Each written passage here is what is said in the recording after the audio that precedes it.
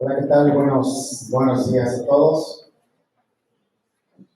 Hoy es un honor para Jesús y para mí poder hablarles sobre el cerebro, improvisación y jazz. Y a lo largo de esta charla, pues vamos a hablar precisamente de lo que es improvisar. Y quizá el tema o el aprendizaje principal que nos tendríamos que llevar todos es que para poder improvisar bien, tenemos que estar bien preparados. Quizá a lo largo de esta charla vamos a poder hablar un poco de eso. Agradecemos mucho a Edgar, a Oscar y a Ricardo que nos acompañan hoy. Al final vamos a hacer un pequeño ejercicio con ellos y vamos a poder ver su cerebro mientras ellos ejecutan una pieza. El aparato no duele mucho, ¿no? Sí duele. Y bueno, me gustaría entonces empezar con la siguiente explicación. Bien, la Semana del Cerebro que llamamos aquí en México, en realidad se llama el Brain Awareness Week. Así es como empieza en inglés. Y para aquellos que saben inglés, pues saben que awareness significa conciencia, concientizar, generar conciencia. Es una semana donde la idea principal es generar conciencia en cada uno de nosotros, en los diferentes niveles, de que tenemos un cerebro. Lo maravilloso que es este órgano.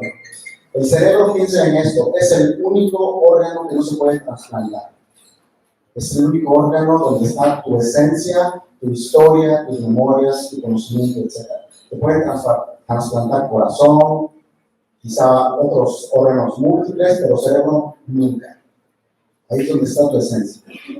De ahí me gustaría entonces hacer una concienciación sobre lo que significa tener un cerebro.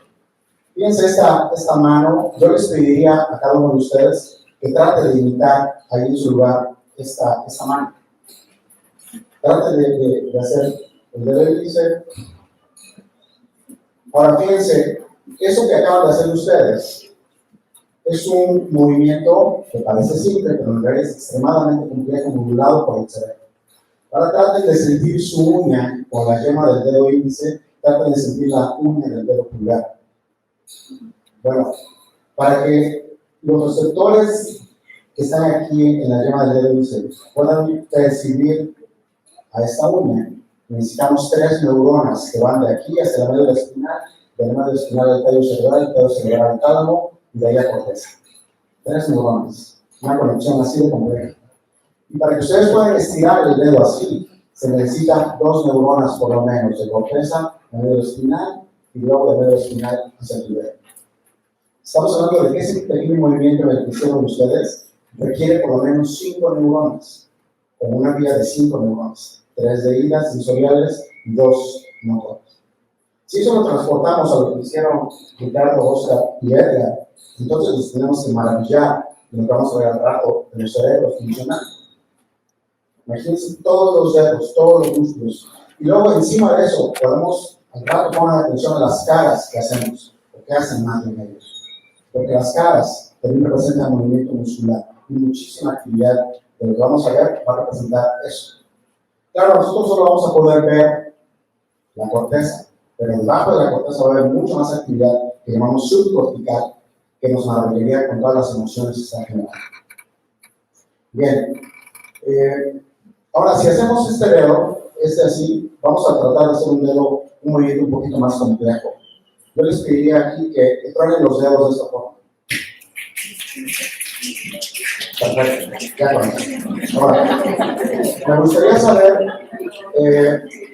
si hay facultad de pedagogía hoy presente.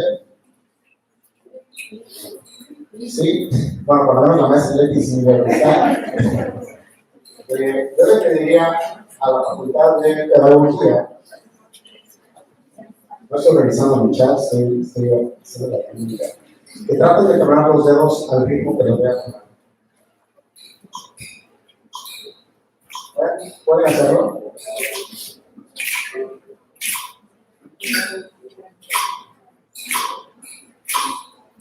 Gracias.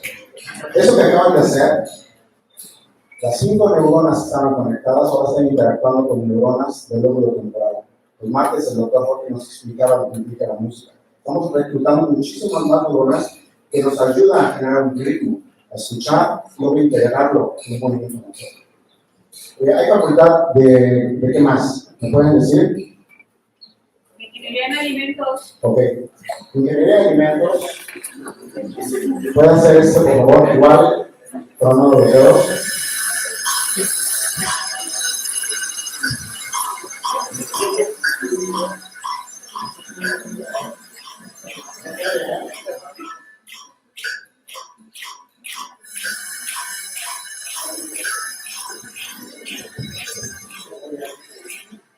Ahora, lo que yo les pediría a cada uno de ustedes, desde su asiento, ya sin facultades, cada uno somos una neurona diferente. Se trata de que todos sigamos con los dedos, con las palmas, con los pies, pegando al punto, con la voz, con lo que quieran, y vamos a tener que generar ritmicidad en lo que siga.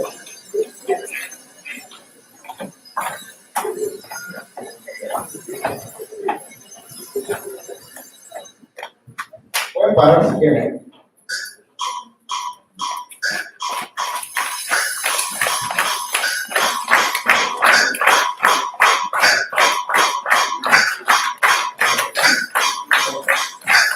Eso lo ocurre con los pies así, lo hacemos.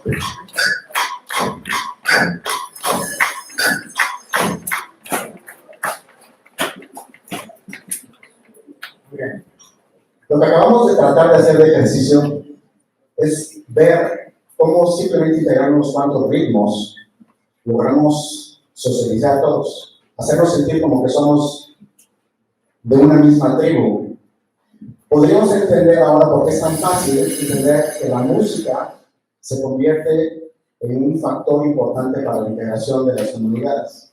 Y si al rato integramos el bajo, integramos el ritmo y integramos el teclado, vamos a entender por qué nos gusta a veces tanto. La música sin duda nos lleva a sentirnos parte de una comunidad. Y a esto, no sé, alguien está intentando boicotear mi charla, me está llamando todavía. Bien, entonces viene la complejidad que implica el movimiento. Un dedo, algo tan simple, puede generar esta actividad de entrada, integración y luego de salida. Y más aún, los movimientos, algo así tan simple puede tener un significado mucho más complejo. Por ejemplo, este movimiento que estamos haciendo, si yo hago así, ¿qué significa? ¿No? Y si yo en vez de hacer esto hago así, ¿qué significa? ¿Ven lo complejo? Es esa integración de un movimiento tan sencillo, tan simple como mover la mano así, que tiene un significado completamente diferente. No sé, imagínate que le preguntas a una chica, ¿me ves feo? Y si ella dice así, es muy diferente que si te dice. El cerebro está lleno de misterios y es la interfase perfecta para integrar los estímulos del universo y de tu cuerpo para crearte una realidad de lo que es tu ambiente en ese momento. La interfase perfecta. Vamos a pensar en eso un poquito más al rato. Bien. Entonces tenemos que hacer, la idea de esta charla es hacer concienciación sobre lo que significa el cerebro social. El cerebro social nos hace que nos acerquemos a los otros o que nos alejemos de las personas. Piensa que cuando tú sientes que alguien te cae bien o te cae mal, o te gusta o te causa rechazo, es realmente tu cerebro a través de su activación el que te está diciendo acércate o aléjate. Y todo el tiempo el cerebro social nos está indicando con emociones, remontándonos al pasado, generando una idea de lo que pudiera pasar y haciendo que generemos conductas que nos acercan o nos alejen. A mí me gustaría, por ejemplo, hacerles esta pregunta. ¿Puedes moverte? Hoy hicimos un pequeño ejercicio con un dedo. A veces no nos ponemos a pensar o a reflexionar sobre cada movimiento que tenemos. Si te pica la cabeza y te rascas, es tu cerebro el que te está haciendo que lo logres. Mucha gente no puede moverse. Y cuando no te puedes mover, eso normalmente haces conciencia de tu cerebro. Nuestro amigo Raúl, por aquí, a lo mejor anda, se acaba de romper el brazo, les apuesto que cada día valoriza cómo su cerebro podía mover bien su brazo. ¿Has sido celoso? ¿Quién ha sido celoso? Alza la mano. Un hombre y una mujer. Bueno, si tú has sentido celos, piensa, es mi cerebro generando actividad a través de los circuitos suborbitales que detecta un estímulo y que genera esta actividad y me hace reaccionar con celos. Quizá lo que deberíamos reflexionar es cómo a veces nuestro cerebro detecta estímulos del ambiente, los procesa y hace que nos comportamos de alguna forma. Y en esa concienciación, cuando tú aterrizas una emoción y la haces consciente y te das cuenta de ella, transformas una emoción en un sentimiento. Y al convertirlo en un sentimiento y de hacerlo consciente, aspiras a poder aspirarlo. Aspiras a poder controlarlo. Cuando tú haces consciente una emoción, entonces cuando puedes intentar controlar. Si tus problemas son las emociones porque no las puedes controlar, hazlas conscientes, es tu cerebro. Y al hacerlas conscientes, entonces tu corteza prefrontal que está aquí, que ahora lo vamos a ver actuar, puede empezar a intentar controlarlas. Pero no podemos controlar algo que no es consciente. ¿Te has dado atracones últimamente? ¿Has ido a un antro, sales, después te vas a la taquería y te comes unos 5, 10 o los que quepan? Los atracones, sin duda, que nos explicaba la doctora Daisy, pues de cómo el cerebro regula la alimentación. ¿Te cae mal alguien? ¿Quién le cae mal a alguien? A ver, levante la mano. No digan quién, nada más levante la mano. O sea, a todos hay alguien que nos cae mal, ¿no?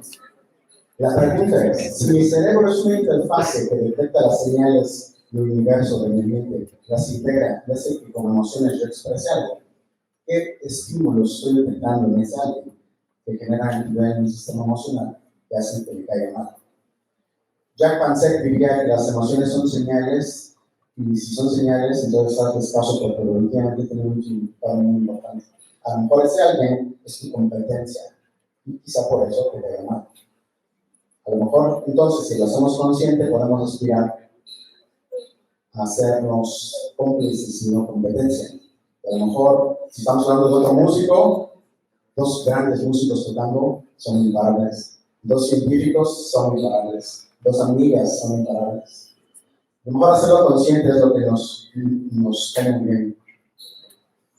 Esta es muy importante. ¿Tienes memorias de tu infancia? Ahí es donde radica quién eres. Si tienes memorias buenas, memorias malas, en tu cerebro radica la esencia de tu individualidad, lo que te hace único. Y a veces no nos ponemos a pensar en que gracias al cerebro sabemos quiénes somos y dónde vivimos.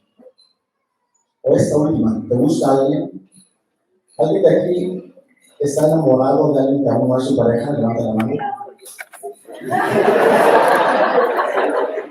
3 por lo menos.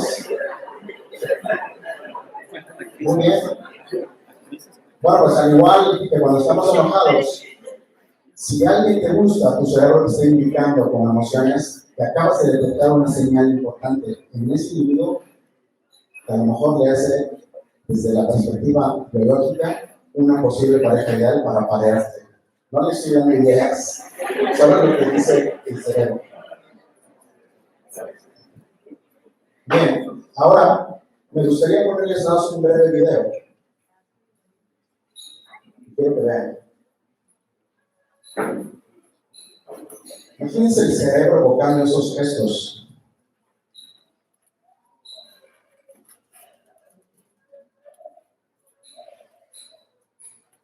Sí, claro. ¿Está feliz o enojado? Enojado. Le pregunté ayer a mi hijo que tiene 3 años, ¿cómo está este señor? Y dice, está enojado. Digo, ¿no está feliz? Dice, no, está enojado. Desde muy pequeños aprendemos a leer las señales de los rostros. Son estímulos que nuestro cerebro, la interfase que detecta las señales del mundo, nos dice y nos dice cómo adelantarnos, a lo mejor no me acerco. Este es un profesor de música viendo las calificaciones de sus alumnos. No, es mentira, no es música, es de pedagogía. Bien.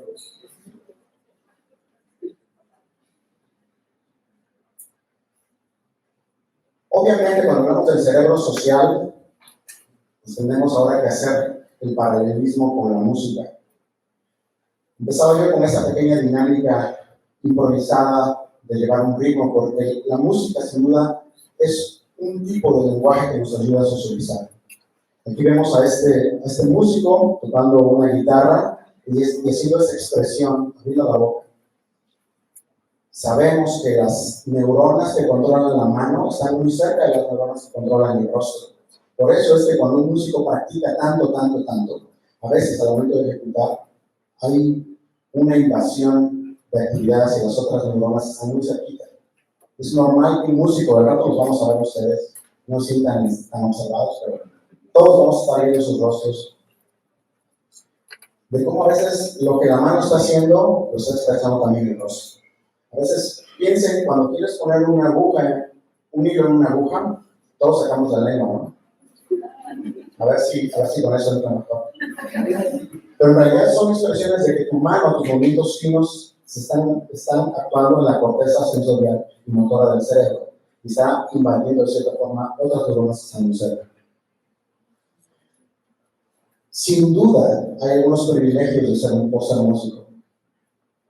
No me lo van a negar, pero los músicos se llevan a las chicas más guapas. ¿Es verdad o es mentira?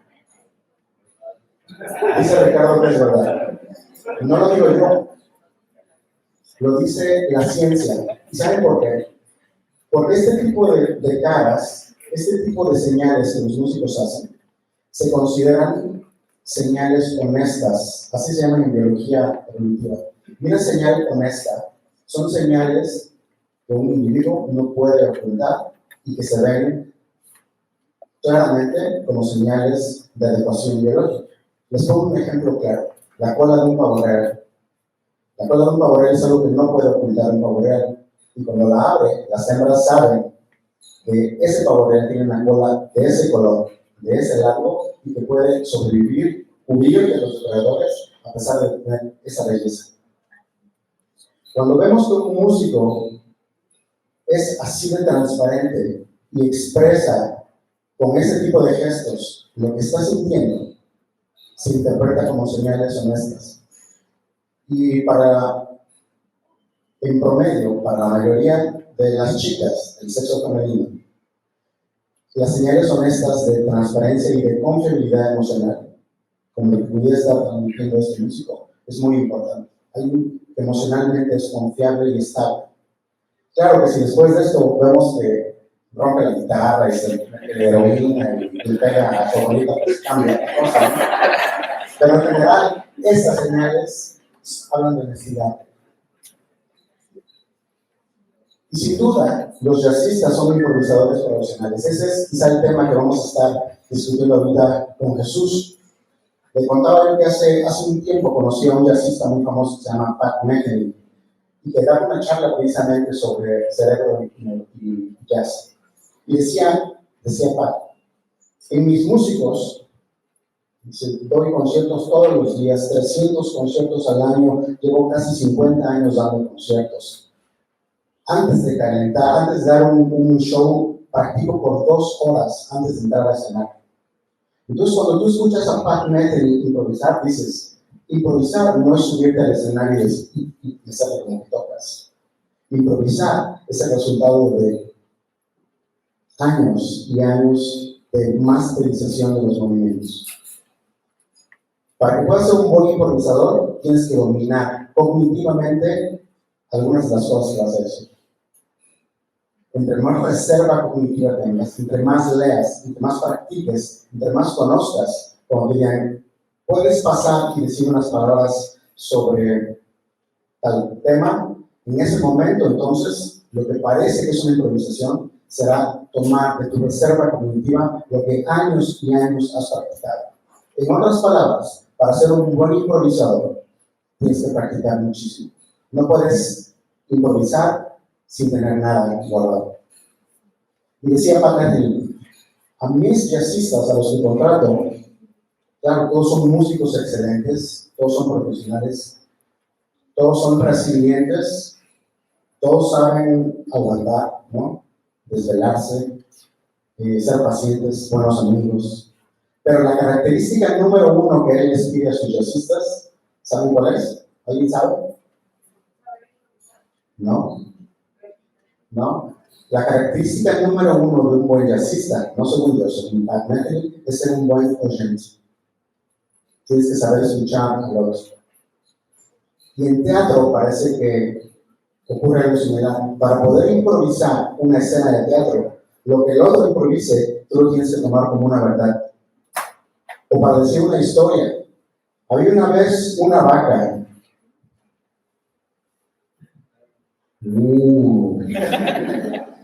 Y la vaca estaba muy triste porque en ese momento no podía dar leche. Y no podía dar leche porque no se encontraba junto con sus amigas.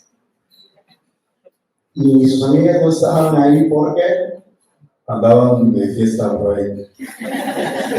Ok.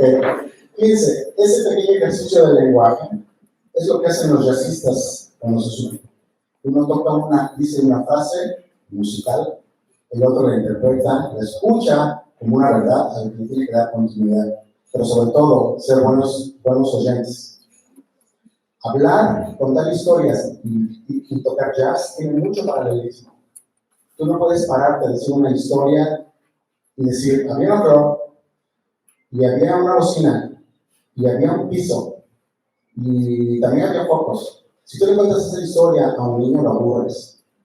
La historia tiene que llevar conexión. Había una flor, y la flor era amarilla, y sus pétalos eran suaves y tersos, y olía, etc.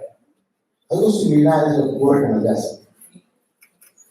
Me puedes ir interrumpiendo, Jesús, cuando tú gustes.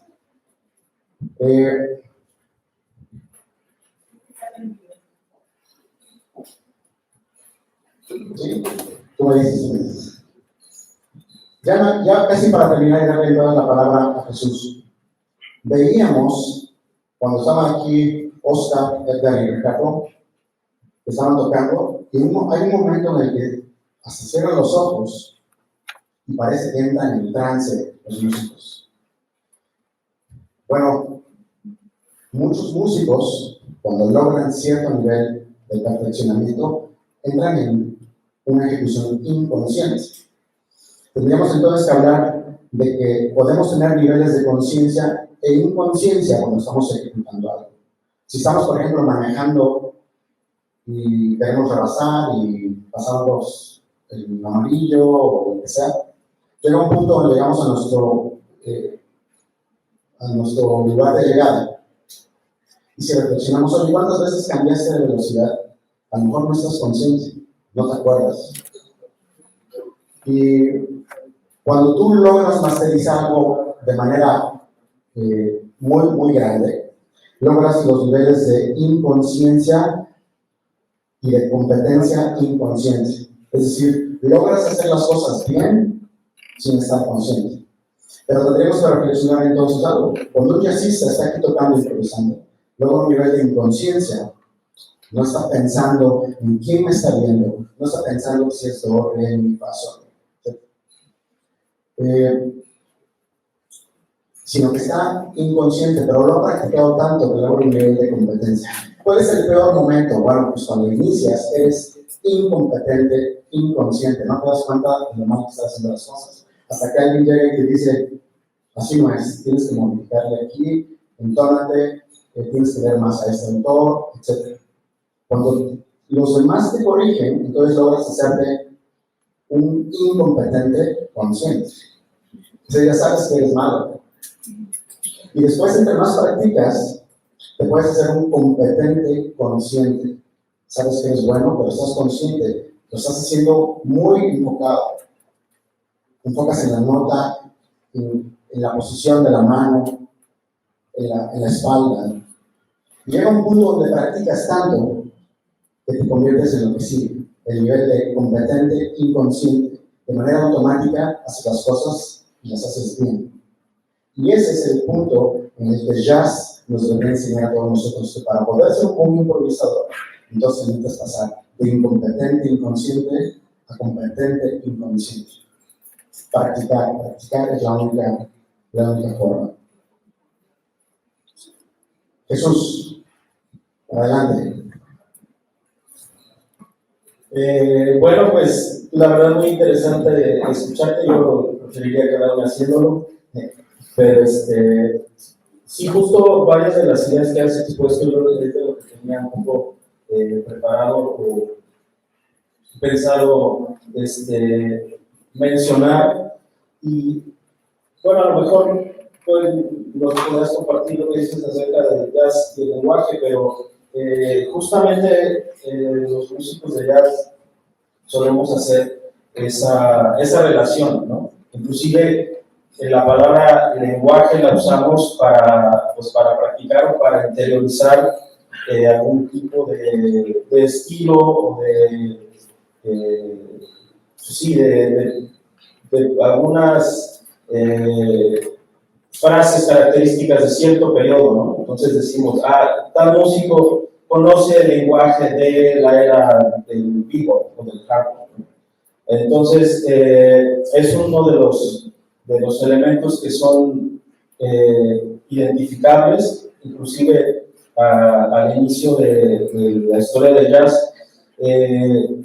Los músicos intentaban de alguna forma imitar las inflexiones del habla, ¿no? A través de los instrumentos, prácticamente como si fueran onomatopeyas.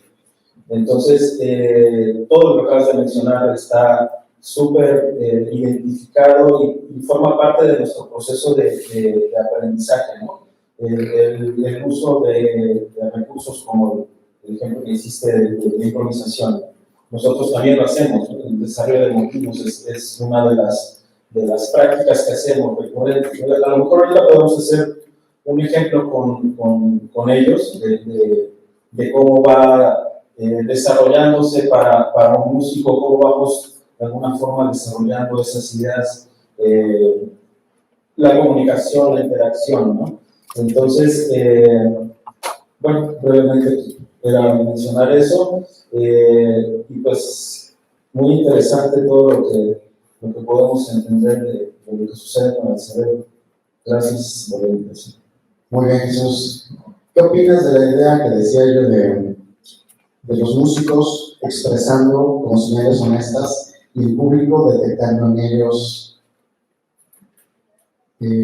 como esta idea de la pareja transparente que muestra lo que hay? Creo que tiene mucha razón. Ya al final se tergiversan las cosas y ya no es que los músicos se llevan a las chicas más guapas, pero de inicio sí es cierto. Creo que de alguna forma siempre buscamos entrar en ese nivel de concentración o de estar tan adentrado en la música que realmente fluyan las ideas, ¿no? Que comuniques ideas. El tocar y el improvisar es un acto de comunicación, ¿no? Nos comunicamos con el resto de los compañeros, interactuamos con sus ideas, y precisamente otra de las cosas que dijiste que yo tenía aquí en mis apuntos es que el principal insumo son las ideas de los demás, ¿no? Para interactuar, para comunicar y para desarrollar mientras estamos tocando e improvisando, ¿no? Y cuando tocamos solos, que eso también era uno de los ejemplos que podemos hacer, cuando un músico improvisa por sí mismo, pues está de alguna forma interactuando con sus propias ideas. A partir del mismo ejemplo que hiciste del desarrollo emotivo, la idea anterior es lo que le va a dar pie a poder generar, a desarrollar esa idea, ¿no? Complementarla, de la misma forma como lo hacemos con el lenguaje, ¿no? Estamos haciendo uso de nuestros recursos y de nuestro bagaje cultural, intelectual, emocional, ¿no? Como lo estamos haciendo ahora, ¿no? tenemos la posibilidad de interactuar y de comunicar, pues porque entendemos los códigos del español y hay un tema en común. Entonces, eso es justamente lo que sucede a la hora de tocar, de improvisar y en ese acto de comunicación, pues sí, los músicos siempre buscamos esa honestidad, ¿no? De hecho, uno de los principales objetivos para un músico de jazz es justo se dice mucho, de encontrar tu propia voz o de desarrollar tu personalidad en el instrumento, ¿no? Entonces, pues sí, así sucede. Muy bien. En realidad es que todos somos improvisadores en algún punto de nuestras vidas. Todos improvisamos a la hora de enseñar un tema, a la hora de conocer a alguien, interactuar con ese alguien. Y de cierta forma, pues todos tenemos que tener claro qué significa improvisar. Y me gustaría mostrarles un estudio que hizo Michael Lynn ya hace algunos años sobre analizar el cerebro de jazzistas mientras tocaban. Más para que se den una idea, la técnica que utiliza Michael Lynn es resonancia magnética funcional, donde tiene que meter a un individuo en un aparato gigantesco de millones de dólares para que a través de magnetismo, de imanes muy fuertes, la máquina puede detectar cambios en la oxigenación cerebral. Entonces a Michael Lynn y a su colega se les ocurrió hacer un teclado que no tuviera ningún elemento de metal. Eso es ya el primer punto muy difícil de lograr. Hacer que un piano, un teclado, lo puedas llevar cerca de un aparato de resonancia magnética y que no tenga ni un solo alambre, nada de metal, entonces lo chupa y lo baja. Ahora ellos lograron hacerlo, lograron hacer un teclado y pusieron dos situaciones. Una situación improvisada con una escala muy sencilla de una cuarta y otra mucho más compleja donde le dieron libertad a los jazzistas y como grupo control, o sea, parece que siempre en la investigación tiene que haber un grupo control, los mismos músicos tenían que tocar la escala de do hacia arriba y luego hacia abajo varias veces. Y luego podían tocar de manera improvisada, bueno, no improvisada, perdón, tocar una pieza de jazz aprendida. Les voy a poner un poco de qué se trataba. Este era el primer grupo control.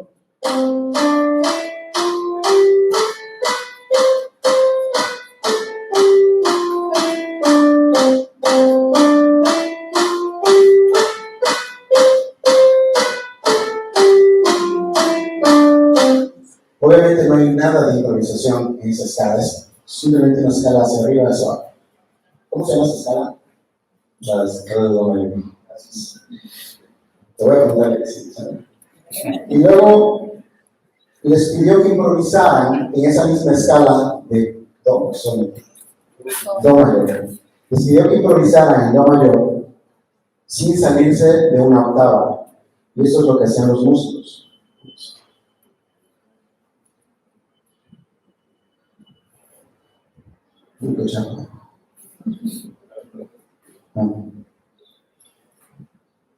Gracias.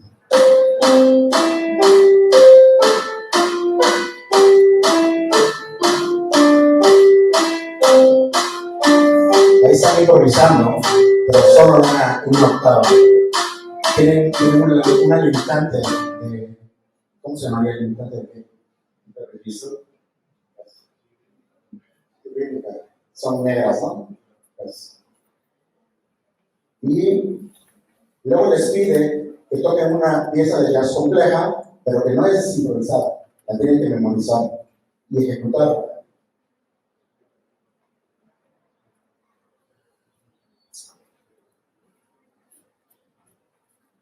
¿Qué pasa luego?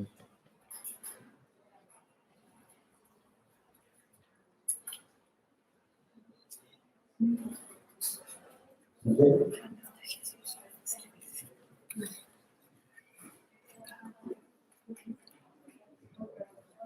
Así se ve.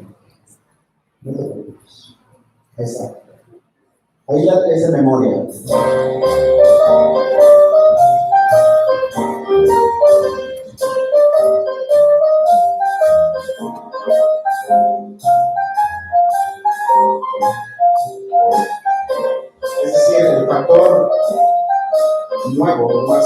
para ellos.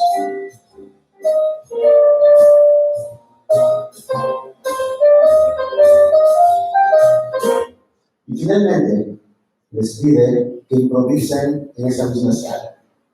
Creo que es una escala de do menor, si no me equivoco.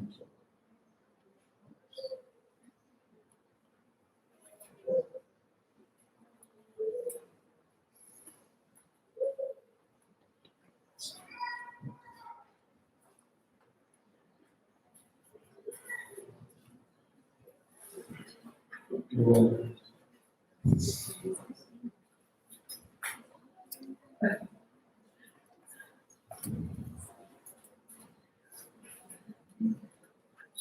Lo más interesante.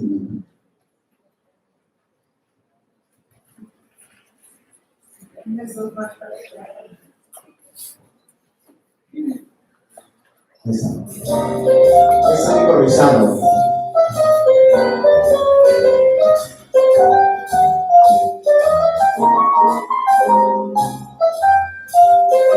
Piensen que mientras están haciendo eso los músicos están dentro de un aparato de resonancia magnética funcional. No se pueden mover, solo pueden mover las manos. Ahora vamos a ver si Ricardo puede hacerlo. Muy bien.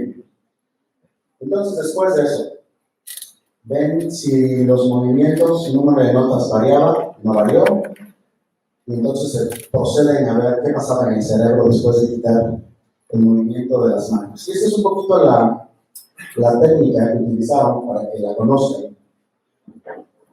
Se pueden hacer rebanadas del cerebro y se van viendo por rebanadas cuáles son las partes que se van activando o no se van activando.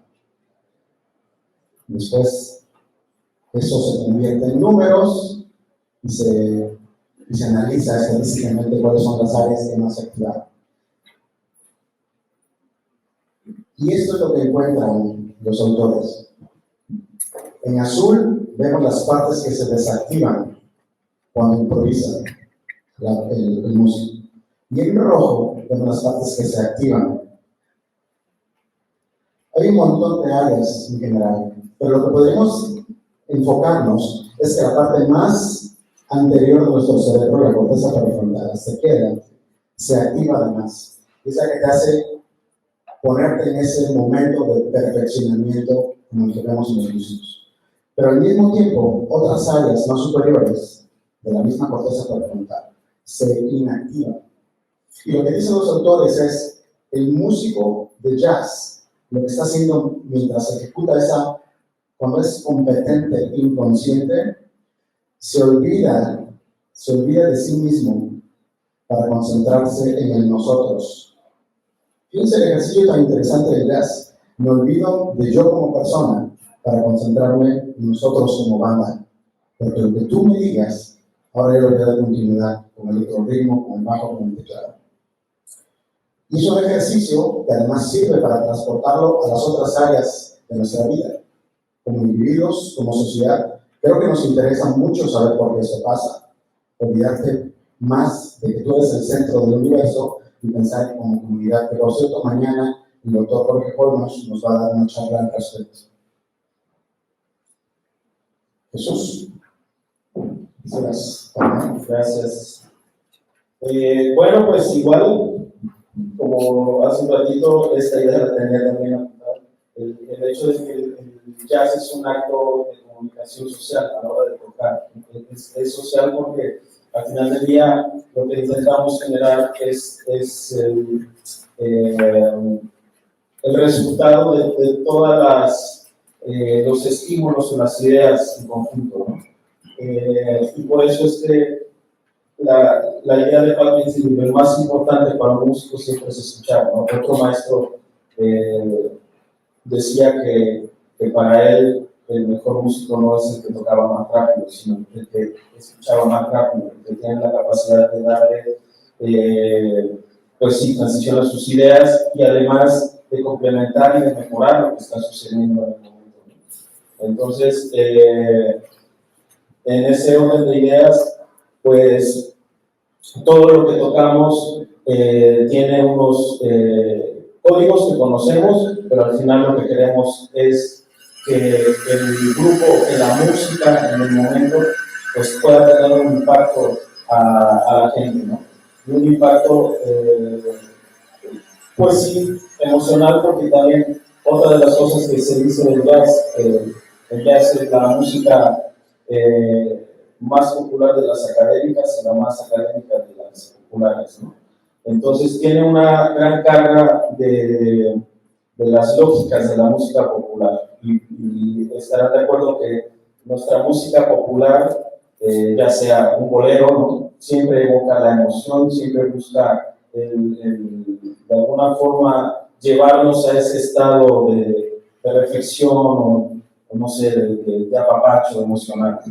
Y en el origen del jazz pues hubo diferentes elementos que justamente estaban muy cargados de esa parte emocional, los spiritual songs, el blues, que es uno de los estilos que le dan origen al jazz, pues era una música, o es una música narrativa, ¿no? Que hablaba de las vivencias de los autores, se dice de la gente, inclusive de los campos de trabajo, los campos de cultivo de algodón, ¿no?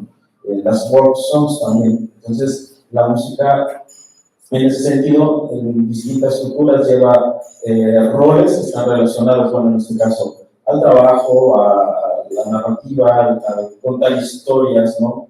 Como se hacía en la Edad Media a través de los tribunales. Es un poco lo que pasaba con el blues. Entonces, a partir de ahí es que la música que hacemos lleva de origen una carga emocional muy fuerte, muy importante, ¿no? Y al relacionarse con otras músicas, pues también mantiene esos elementos. A mí me gusta decir del jazz que es una forma de tocar en la que convergen distintos estilos de música y en el que la improvisación y la interacción es como el elemento principal. Porque finalmente, como decía hace un ratito, el objetivo es, como bien dijiste, es grupal, a partir de nuestras propias ideas y percepciones. Y en ese sentido, pues también requiere de mucha apertura y de mucha, vamos a decir, humildad quizá, ¿no? El poder sentarnos a dialogar y hablar de distintos temas en diferentes niveles y lo importante siempre al final es que podemos disfrutar de la música juntos, ¿no? Y a partir de eso pues también comunicar al público. Muy bien, pues, ¿qué les parece si ahora vemos el cerebro de nuestros músicos en acción mientras ejecutan una pieza? Yo les pediría que pasen a ponerse mientras acomodar todo y les explico brevemente la dinámica. Lo que vamos a observar es los cerebros de algunos de ellos. Vamos a poner esta diadema. Vamos a poder ver aquí en la pantalla en vivo, pues, las diferentes espigas de las diferentes zonas del cerebro, cómo se van activando. Y también en una imagen 3D, las zonas del cerebro en rojo que más están reclutando actividad. Tenemos que pensar que este tipo de equipos pues, detecta actividad de células excitables. Y el cerebro tiene células excitables, pero también nuestros músculos tienen células excitables. Entonces, muchos de los gestos que ellos hagan se van a reflejar como actividad eléctrica que vamos a ver. Entre más gestos hagan, pues más vamos a ver actividad eléctrica. Te lo puedo poner aquí.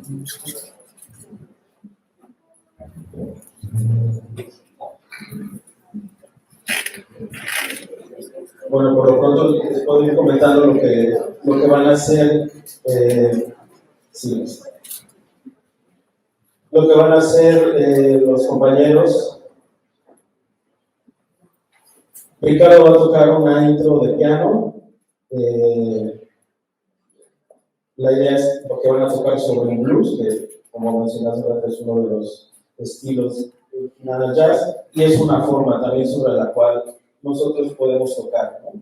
Él va a tocar una intro que pues, obviamente nunca ha tocado, sí, con los recursos y los conocimientos que él tiene a nivel teórico, a nivel técnico del instrumento, Y después va a tocar ya con Oscar y con Edgar una vuelta o un par de vueltas de luz.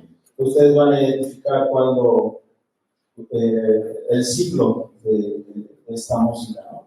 Es muy reconocible y bueno, ya después Genaro nos va a explicar. Perdón, nada más antes de que empiece. Entonces, aquí en este vamos a ver en rojo las partes que más activan de su cerebro.